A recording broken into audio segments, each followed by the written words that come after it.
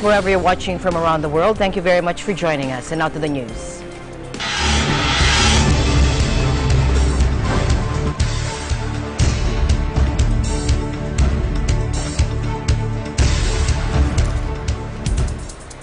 A Makati court refused to issue an arrest warrant against Senator Antonio Trillanes in connection with his non-bailable case.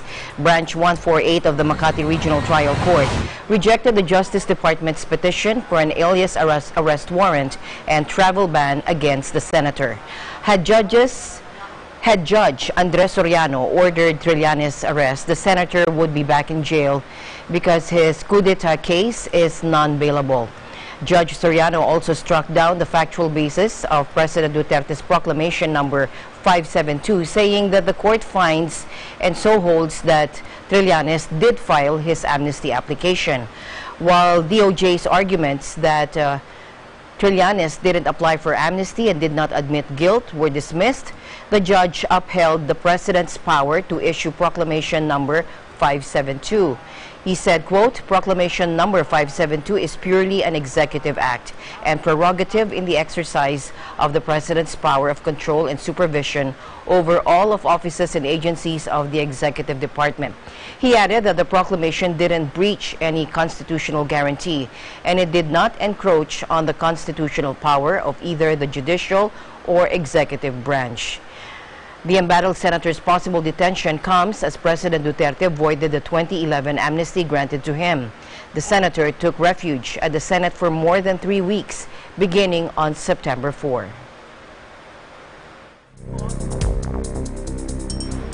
We now turn to the mystery surrounding the death of a Washington Post journalist, Jamal Khashoggi. Saudi Arabia has blamed the killing of the journalist on a rogue operation, giving a new account of an act that sparked a global outcry. Foreign Minister Abdel Al-Jubeir told Fox News the murder had been a tremendous mistake and denied the powerful crown prince had ordered it. The journalist was last seen entering the Saudi consulate in Istanbul. The Saudis, under intense pressure to explain the journalist's whereabouts, have offered conflicting accounts. They initially said he had left the building unharmed on October 2, but on Friday they admitted for the first time he was dead, saying he had been killed in a firefight. Now, Turkish President Recep Tayyip Erdogan vows to reveal the naked truth over the killing of the journalist. Now, this claim met widespread skepticism. Turkey's pro-government media published new claims linking Saudi Crown Prince Mohammed bin Salman to the death of the journalist after President Recep Tayyip Erdogan vowed to reveal the naked truth about the case in a speech this week. Çünkü burada adaleti arıyoruz ve bu tüm çıplaklığıyla ortaya çıkacak. Böyle sıradan atılan bazı adımlarla değil, tüm çıplaklığıyla. Turkish officials have claimed they believe that 15 Saudi men who arrived in Istanbul on 2 flights on October 2, the day when Khashoggi entered the consulate, were connected to his death. Riyadh said it fired 5 top officials and arrested 18 other Saudis as a result of the initial investigation. Now, President Trump accused Saudi Arabia of lying about the killing, saying in an interview their stories are all over the place. Now, Erdogan and Trump agreed in telephone talks that the killing needs to be clarified, according to the Turkish presidency.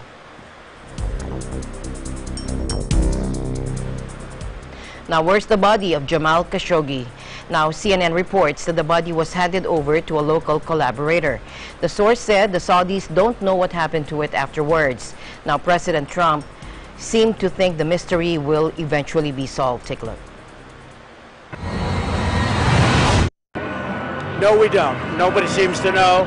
Somebody knows, but nobody of the various investigation groups at this moment know, but we'll find out. Is that a concern that they haven't identified that? It's a concern. We'd like to find out where it is and what happened, and I think we're inching our way there. No, we don't. Nobody seems to know. Now, earlier on Saturday, President Trump said he was not satisfied with Saudi Arabia's response to a dissident journalist's death, but warned against scrapping a multi-billion-dollar deal with the conservative kingdom. Saudi Arabia has admitted that critic Jamal Khashoggi was killed inside its Istanbul consulate after a physical altercation in a major dialing back of 2 weeks of denials, but the whereabouts of his body remain unclear. Yet, President Trump also warned against halting the massive arms deal with Riyadh, saying it would hurt American jobs despite the international furor over the journalist's death.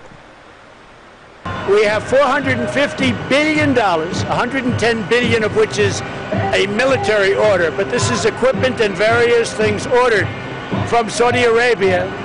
$450 billion, I think it's over 1 million jobs. That's not helpful for us to cancel an order like that. That hurts us far more than it hurts them.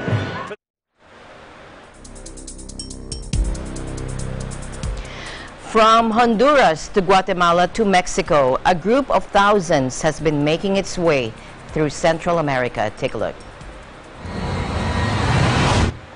Now, this has led to debates in Mexico and the U.S. over what to do about the caravan of migrants formed on October 13th in northwest Honduras. The exact number of people are taking part. How many people? The exact number are not yet known taking part in this march to the west and the north. The Mexican government says there are more than 2,000 people stuck in a border connecting Guatemala and Mexico. Migrants said there's no work or future in their home country and that they were headed for either Mexico or the U.S., wherever they could find jobs. No aguantábamos, decidimos pues acompañar a los que venían. Esto no es político, esto es de hambre, es de sequía, es de prosperidad, ver una vida mejor, esto no es político. Estamos sufriendo por nuestras familias, nuestros hijos nos hacen, nuestra familia nos obligan a que trabajen nuestros hijos en las maras, los matan los hijos y nosotros no obedecemos. Now, Mexico said anyone who has a visa, the legal permission to enter Mexico, will be allowed in. But anyone who doesn't will have to either apply for refugee status, which would give them protection in Mexico, or be processed and sent back home. The U.S. government has been pushing Mexico to make sure that the march doesn't reach the U.S. border. And President Trump has threatened to stop U.S. assistance to Honduras, Guatemala, and El Salvador unless they do more to stop caravans like this one from heading towards the United States. Now, activists say the journey through Mexico to the U.S. border can take a month. And an irate President Trump insisted Sunday that full efforts were underway to halt the caravan's progress. In a tweet, he said, full efforts are being made to stop the onslaught of illegal aliens from crossing our southern border. People have to apply for asylum in Mexico first, and if they fail to do that, the U.S. will turn them away. The courts are asking the U.S. to do things that are not doable. The caravans are a disgrace to the Democrat Party. Change the immigration laws now.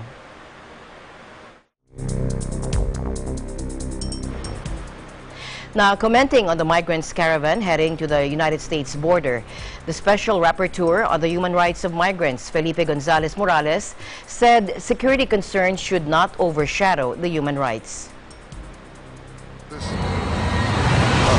Security concerns should not overshadow the human rights commitments that the U.S., as any other government, has according to international law, meaning that they have to take seriously the requests for asylum that some of them may have, or that humanitarian considerations should be taken into account, including the fact that many of these people may be escaping from serious risks to their lives. Now, the Special Rapporteur who presented his latest report to the General Assembly also said it's very important that the U.S. around the world, that the states around the world give the example of not using this as a political tool for an election or the like. In the case of Italy, he added that it was for a long time a country of origin. It's very important that the states around the world gives the example of not using this as a political tool for winning elections or the like. In the case of Italy, I would add that Italy was for a long time a country of origin. There are many persons in Latin America who are from Italian origin, and they were well received in many of those countries. And at some point, situation might be the other way. I mean, so those who are countries of destination today were countries of origin yesterday and maybe of origin again tomorrow. Now, according to the UN, a caravan of about 3,000 people fleeing violence and poverty, the vast majority of them Hondurans, arrived at the Guatemalan border with Mexico with the intention of crossing this country and heading to the United States. In other news, Orange County, California is a Republican stronghold in the heart of a largely Democratic state. Now, for the first time, this affluent region could flip in the midterm elections and give 7 of the 23 seats the Democrats need to tip the House of Representatives, an election that suddenly becomes a referendum on Trump, according to an expert in California politics. Take a listen. This is a referendum on Trump. I think at all these candidacies, and that's why the challenge is doing so well. Trump is it. It is the issue. And the candidates either are running from Trump or they're trying to paint their incumbents as Trump supporter. It's turning purple on its way to blue. Demographics. Older white guys like me are dying or leaving and retiring, and they're being replaced by Hispanics and Asians and much more tolerant younger people. On gun control, on climate change, man-made climate change, on DACA, on all these issues, on rent control, on government involvement with homeless and housing. Majorities of the Orange County people are supportive of the Democratic position. Mr. Trump was never the blame for anything. He'll never accept any responsibility. He'll blame it on somebody, but never him. I've never heard him say, nor will you ever hear him say, I'm at fault.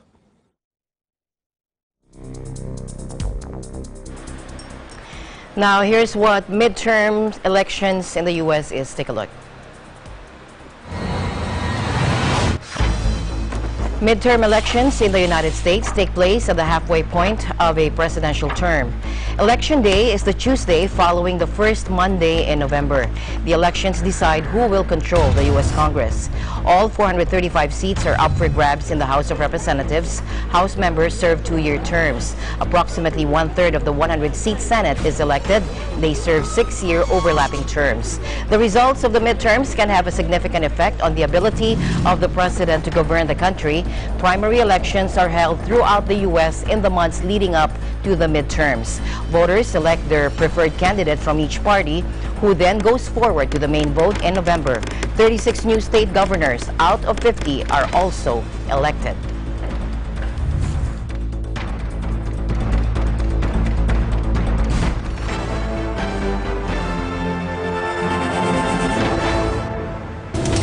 Eagle News International will be right back. Stay tuned.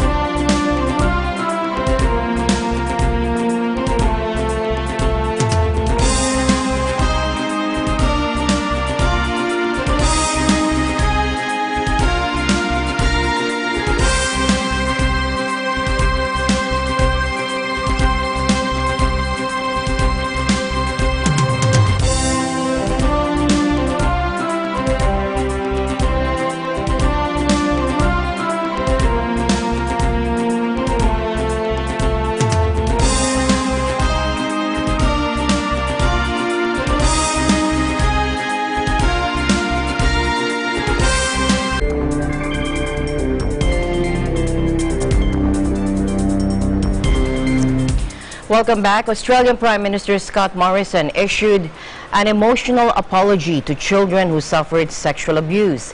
He said the state has failed to protect them from crimes committed over decades. No matter if you are here at this meeting place or elsewhere, this apology is to you and for you. Your presence and participation makes tangible our work today, and it gives strength to others who are yet to share what has happened in their world. As a nation, we failed them, we forsook them, and that will always be our shame. This apology is for them and their families too. As one survivor recently said to me, it wasn't a foreign enemy who did this to us. This was done by Australians to Australians. Enemies in our midst. Enemies in our midst. The enemies of innocence. Victims and their supporters traveled from around the nation to hear the apology in Canberra. Victims are eligible for payments of up to 150,000 Australian dollars each, and some say the compensation is not enough and onerous to obtain. For many, the apology brought recognition of their pain, suffering, and anger. But inevitably, for thousands of others who have died, many through suicide, it has all come far too late. In other news, Taiwan's president pushed for a swift investigation after an express train derailed on a coastal tourist route, killing 18 people as it sent sleeping passengers flying from their seats. The crash on the popular East Coast line Sunday, which left the Puyuma Express lying zigzagged across the tracks, also injured 187 passengers. Now, among those who died, the youngest was 9 years old. Two students aged 12 and 13 from a junior high school in Taitung, where the train was headed, were also killed, according to the Transport Ministry. Officials said that a small number of passengers were still unaccounted for and that the search effort was continuing at the accident site in the northeastern county of Yilan. President Tsai Ing-wen arrived early Monday at Shinma Station near where the train derailed. 另外，我想大家都非常的关心这个事故的原因在哪里所以我们也请检调单位必须要尽速的厘清整个事件的发生的前后的相关的事件跟情形能够尽快的给国人一个报告来厘清这个事故的原因那今天来呢，就是主要来看一下现场，那也希望能够在等一下到几个主要的医院去看望我们的伤者，还有他们的家属，向他们表达关心之意。Now, passengers who survived the accident recalled how the train had been shaking intensely during the journey and was going very fast before it derailed.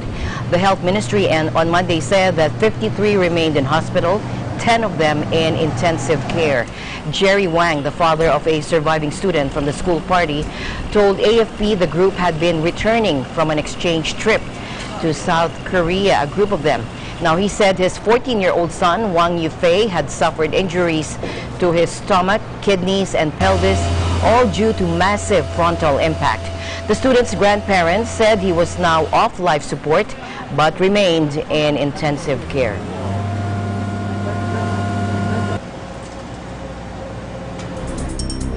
In other news, the Kremlin said the world would be less safe if Washington goes ahead with plans to withdraw from a Cold War-era nuclear weapons treaty that banned intermediate-range missiles. Take a look. Now, such steps, if taken, will make the world more dangerous, according to presidential spokesman Dmitry Peskov, as he rejected claims by U.S. President Trump that Russia had violated the 1987 Intermediate-Range Nuclear Forces Treaty, or INF. Russia has been and remains committed to the provisions of this treaty. He said the U.S. had previously undermined the foundations of the agreement, Peskov added. And he also said the intention to withdraw from this document is of the deepest concern. Peskov reiterated an earlier statement by President Putin that Russia would never strike first, even if threatened with a nuclear attack. Now here's President Vladimir Putin with that statement. Тогда агрессор, он все равно должен знать, что возмездие неизбежно, что он будет уничтожен. И, а мы жертвы агрессии. И мы как мученики попадем в рай. А они просто сдохнут. Потому что они даже раскаяться не успеют. Повторяю, мы не можем быть инициаторами этой катастрофы, потому что у нас нет превентивного удара.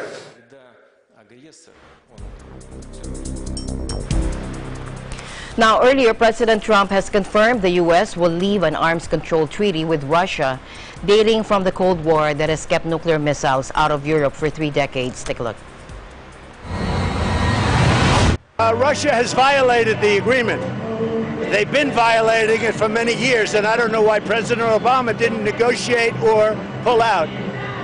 And we're not going to let them violate a nuclear agreement and go out and do weapons, and we're not allowed to. We're the ones that have stayed in the agreement, and we've honored the agreement, but Russia has not, unfortunately, honored the agreement. So we're going to terminate the agreement. We're going to pull out. Now, President Trump was referring to the 1987 Intermediate Range Nuclear Forces Treaty, or INF, which banned ground-launched nuclear missiles with ranges from 500 kilometers to 5,500 kilometers. Signed by Ronald Reagan and Mikhail Gorbachev, it led to nearly 2,700 short and medium-range missiles being eliminated and an end to a dangerous standoff between U.S. Pershing and cruise missiles and Soviet SS-20 missiles in Europe. Meanwhile, the European Commission urged the U.S. and Russia to continue talks to preserve the nuclear weapons treaty after U.S. President Trump said Washington was withdrawing from the deal. We believe that the U.S. and Russia need to remain engaged in constructive dialogue to preserve the treaty and to ensure that its full and verifiable implementation, which of course is crucial for Europe's and global security. And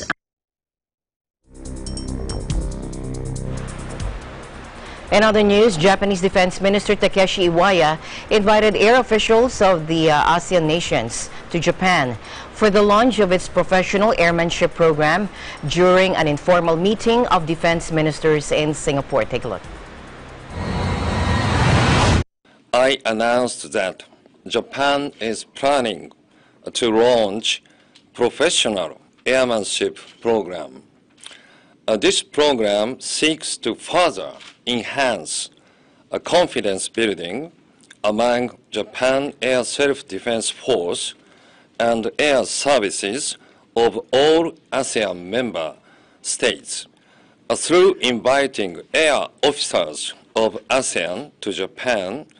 This program aims at promoting shared values to ensure rule of law.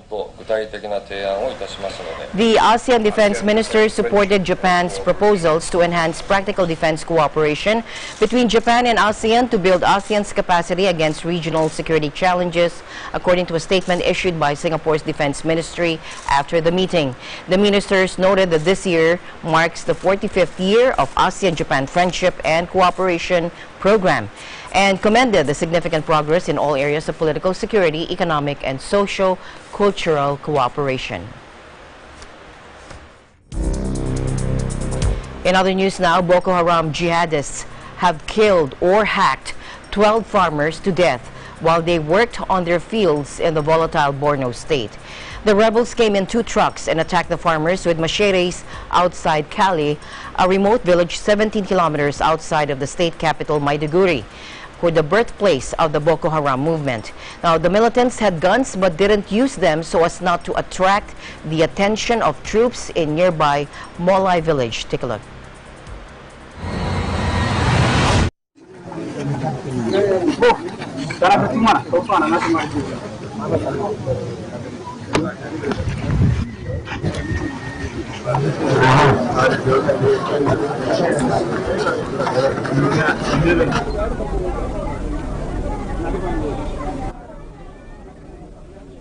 Da aka yi musu yanka, shi yaron kakana na farko an yanka shi a nan wajen, sai aka zo aka sake yanka shi nan, aka sake yanka nan wajen, sai hannunsa iya nan wajen, sai aka zo aka sake yankawa. Daman haka ne aka rike shi, inda aka rike shi, inda kuma da aka kashe da shi din ya kai misali mita 2 inda ya birgima ya to inda ya kunta, sai kuma ya yi abinan zawaye kanan ya bata masa wando.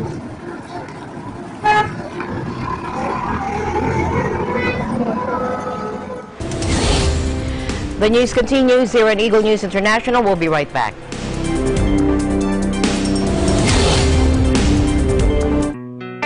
Health is our most important asset, and it should always be a constant effort to seek ways to take care of it. That includes professional medical help from the best available. The Manila-Beijing Medical Associated Incorporated is known as one of the most specialized centers in medical services, backed by several experienced physicians in Chinese medicine. At an accuracy rate of 98%, countless patients who visited Manila-Beijing Medical Associated Incorporated have already been treated and cured. Marami po ospital na napuntahan, pero wala ring nangyayari. Somebody introduced me to Manila-Beijing Medical Associated. After 2 treatments, gumanda ang pakiramdam ko.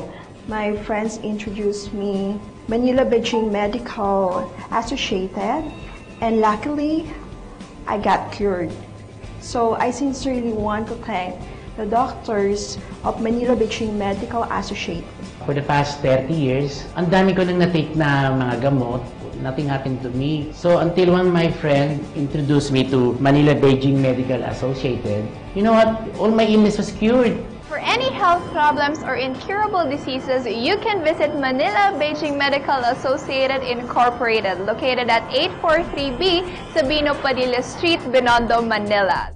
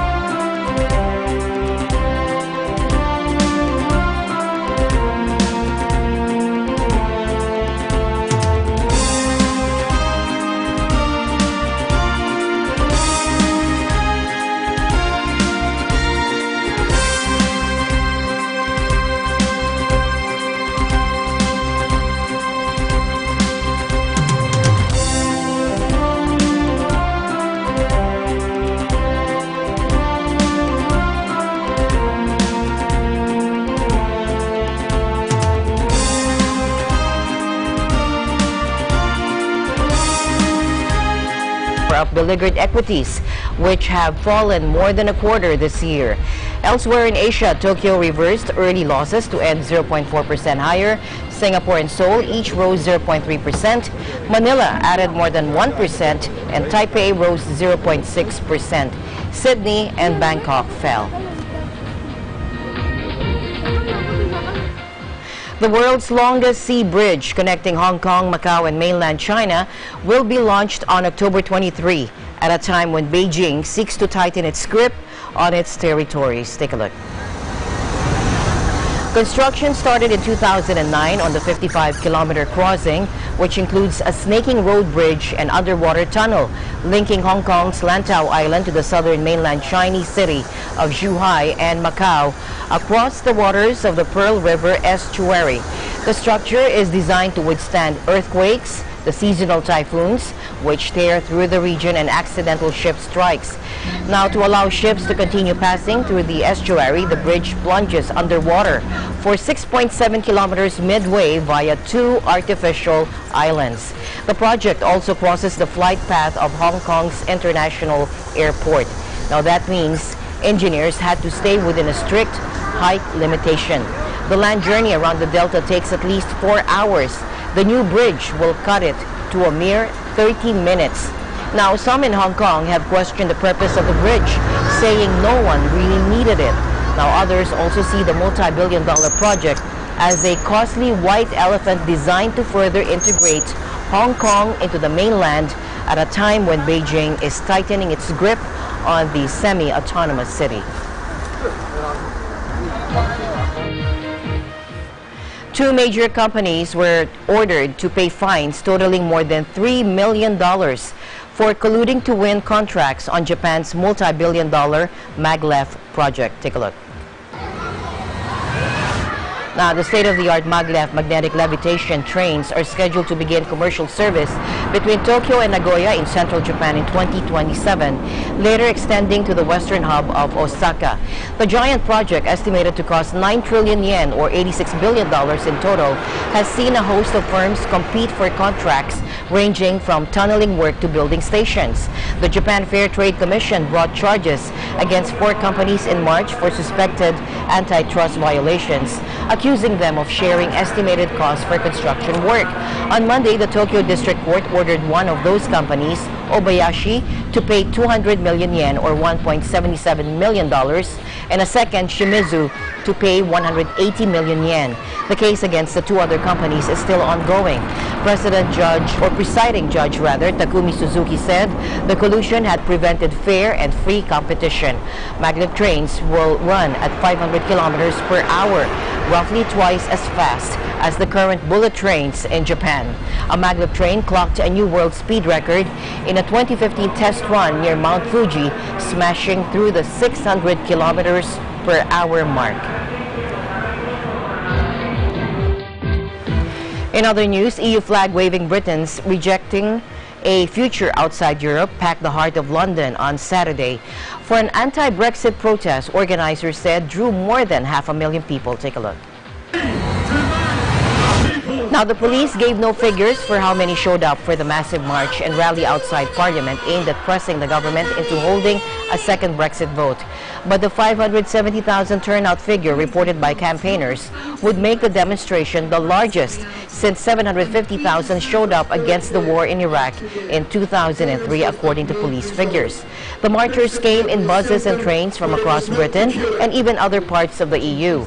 The message itself is serious. The type of Brexit its supporters promised ahead of the June 2016 referendum, which set the divorce in motion, looks nothing like the one being negotiated today. Protesters say they would have voted differently had they known the true costs involved. It's time for this vital issue to be taken out of the hands of politicians in Westminster.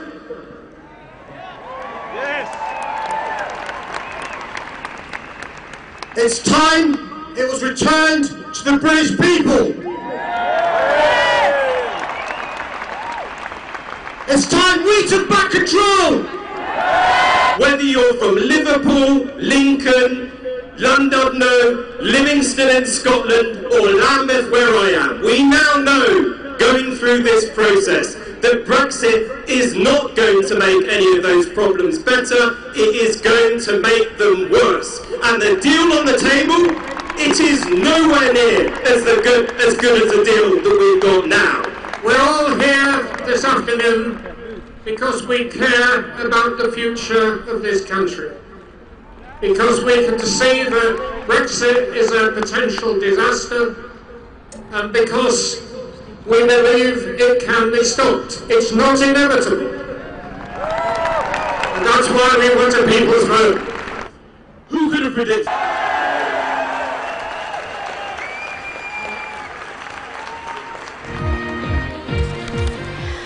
A crop once deemed so important it served as a form of currency, Japanese rice has fallen out of favor with younger westernized consumers in a shift that has left aging farmers struggling for survival. Take a look.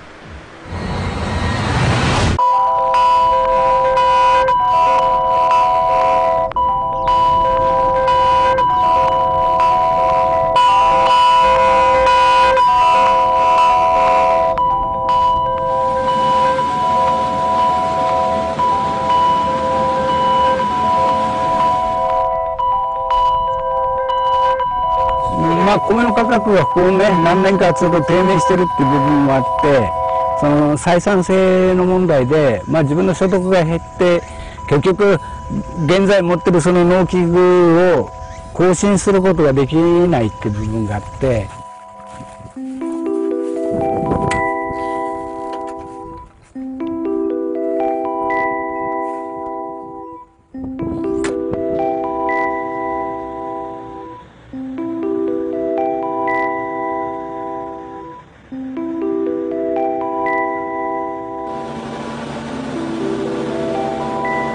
なるべく、まあ、もう収納した原点の、まあ、この田園風景、水田の、まあ、稲の風景というか、それを守っていきたいので、まあ、耕作放棄地を、まあ、なるべく増やさないように、まあ、それが、まあ、自分が地元に、対する、まあ、恩返しになるのかな。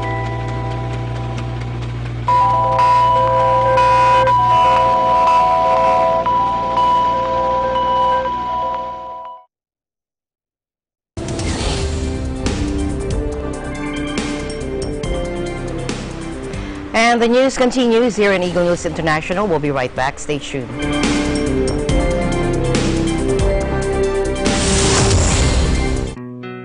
Health is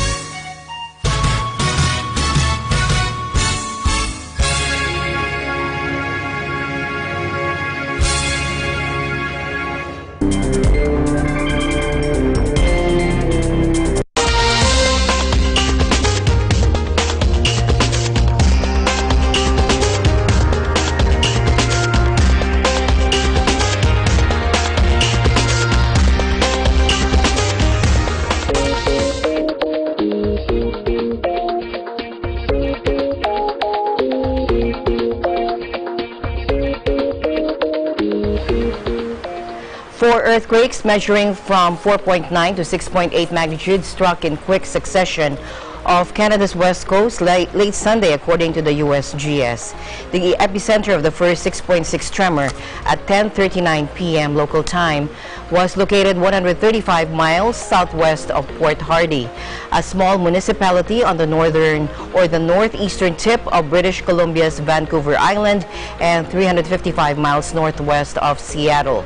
The second stronger quake, measuring 6.8 on the Richter scale, occurred 122 miles southwest of the Canadian town more than half an hour later at 11:16 p.m.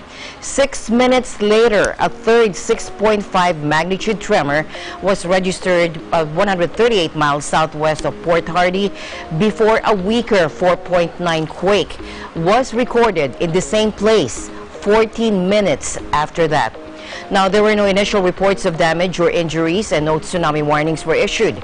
The region is located near the Cascadia subduction zone, a mammoth fault line that lies offshore, stretching from northern Vancouver Island to northern California in the United States.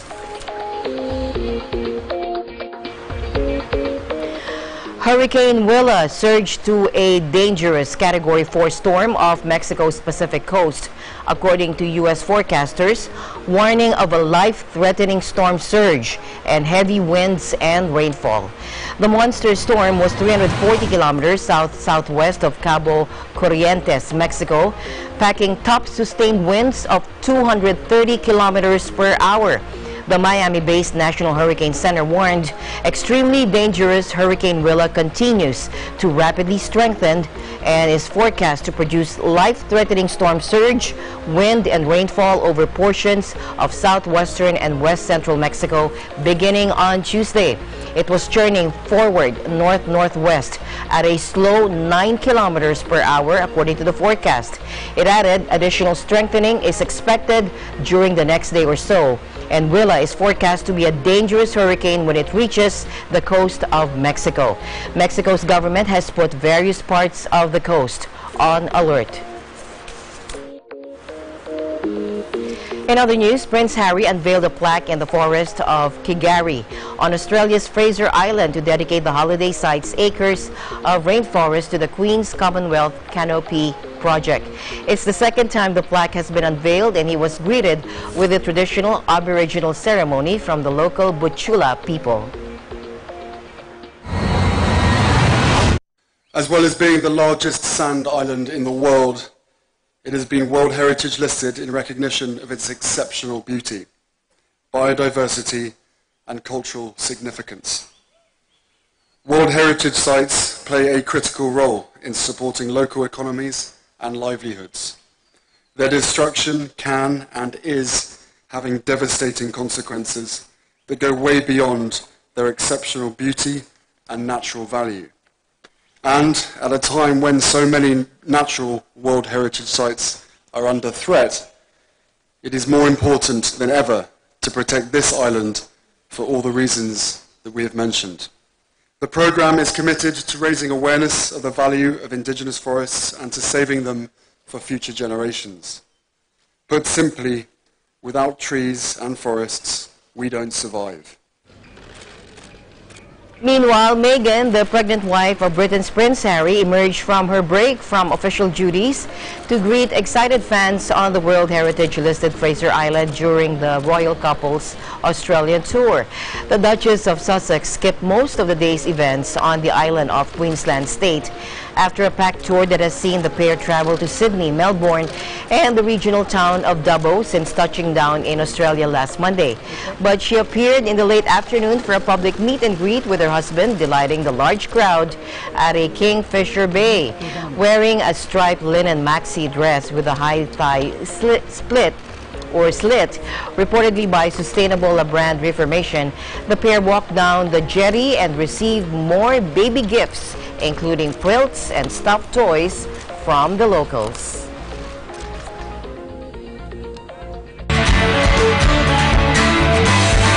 Narito na ang umaga,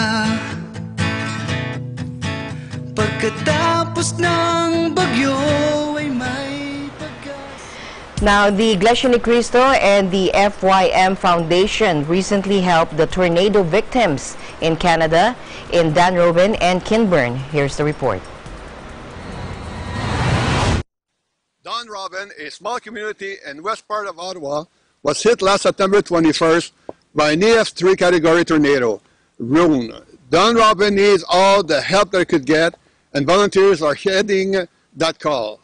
It sounded like a train was coming. I saw a little bit of hail. I ran down the stairs to see what was going on, and I saw a tree float by my property.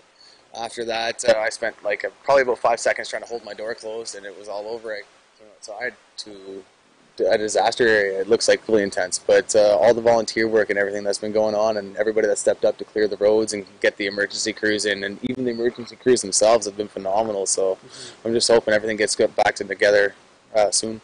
And they said the house is okay. There's trees down everywhere. That's a good thing. We came back the next day and we started walking around, and there was like soffit and shingles off roofs and everything, and we're looking around and we're like, this isn't from our house.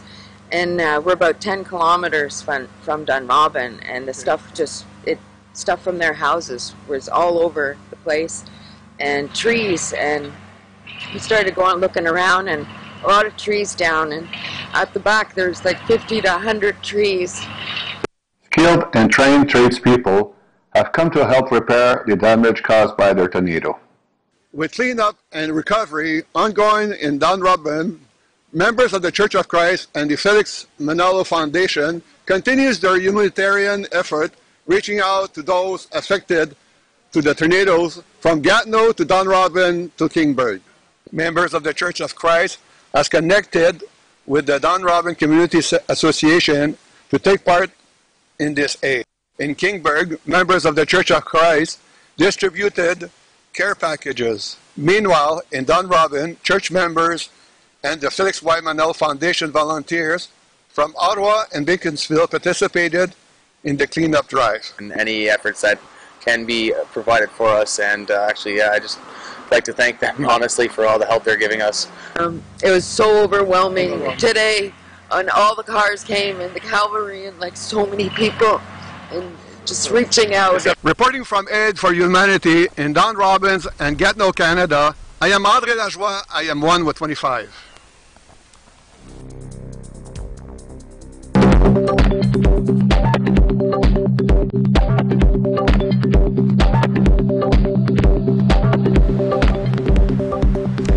All right, EBC Florida Bureau correspondents Elida Sanchez and Angela Corpus covered the Tampa Bay Comic-Con and the artists and the creators that keep the magic alive. Here's their feature on Digital Nest. Take a look. What's up, Digital Nesters? We're here today at the Tampa Bay Comic-Con, where artists have the opportunity to showcase their artwork and their love for what they do. Let's check it out.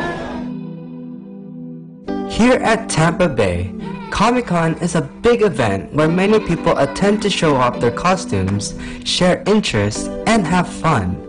In this event, there are so many artists ready and willing to show what they are made of, as well as sharing to fellow geeks and fans their life's work. Well, I've been an artist my whole life. I remember drawing all the way back to the age of 5.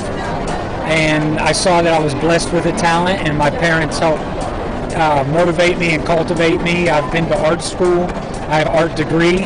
I've studied almost every art discipline there is, from pottery, sculpture, Chinese calligraphy, watercolor, oil paint, printmaking. So it's a passion. When I saw that I had the talent and I was trained by some amazing teachers, I just fell in love with it.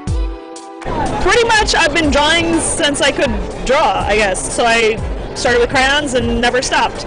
I've been painting for like the last 11 years professionally, and it's all miscellaneous everything. It's just a lot of fun. I have a lot of fun. Really, I was just watching cartoons as a kid, like watching stuff like X-Men and, playing video games like Street Fighter. I was inspired by like Darkwing Duck and stuff like that, Batman. So I always wanted to be an animator when I grew up.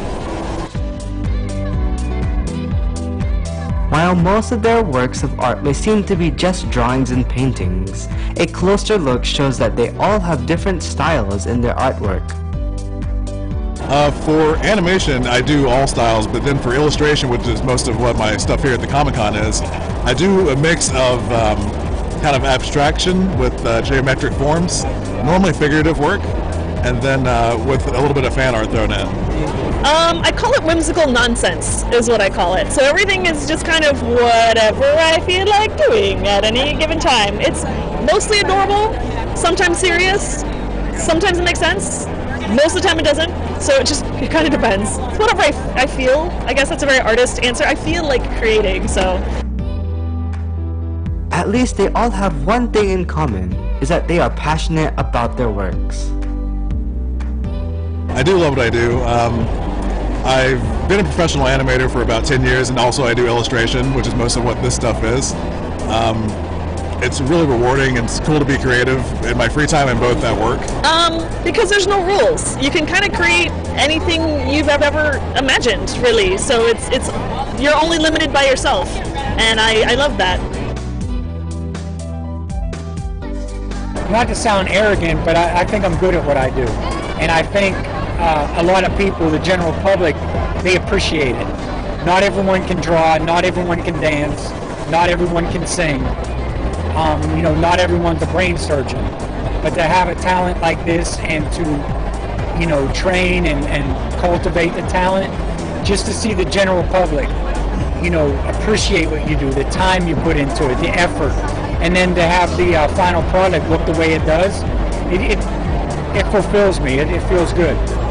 As we had fun exploring Tampa-based Comic-Con and meeting all the different artists, we hope we doodled a fascinating experience that you might find interesting. Signing off from Tampa, Florida, I'm Angelo. And I'm Elida. And we are always one with 25. All right, Digital Nest airs here on Net 25 on Tuesdays and Thursdays from 7:30 to 8 p.m. And that's it for tonight's broadcast. For everyone here on Eagle News International, I'm Alma Angeles, always one with 25 minutes.